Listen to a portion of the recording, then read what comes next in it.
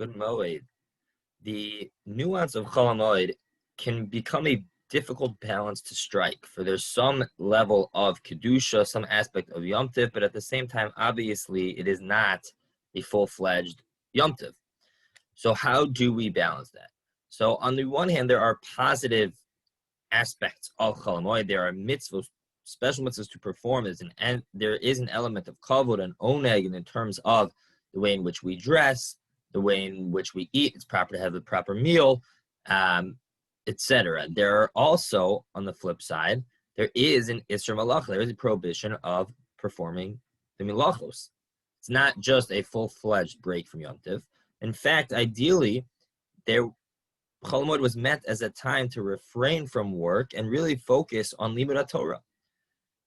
So how do we strike this balance, and what is the status of this Isser Malacha, and how is it that we still seem to do so much Malacha? So in terms of the level of the prohibition of Malacha, there are a few Rishonim who hold that it is actually a biblical prohibition. All the Malachos are Asur Mideoraisa. Most Rishonim assume that that's not the case, and their primary argument is, how can it be? We know, as we'll talk about in a moment, there are a number of exceptions built into the prohibition of Malacha. So it would be strange that we have a biblical prohibition of doing Malacha throughout Chol Hamoed with all of these exceptions. It doesn't seem like a typical thing. So therefore, they say it must be, it's only Midirabanan, and therefore the rabbis were able to choose what would be allowed. The response to that is that, no, in fact, Chol Hamoed is a unique situation where there is an Isser Mideoraisa to perform Malacha, but the Torah gave over, the Rishos gave over permission in the context of Chol Hamoed, specifically to Chazal, to determine what that Isser Malacha is. So there is an Isser Mideoraisa, according to these Rishonim, but the Chazal had the ability to determine what those prohibitions were. Nonetheless, whether it's Mideoraisa or Midirabanan, there is a prohibition of Malacha.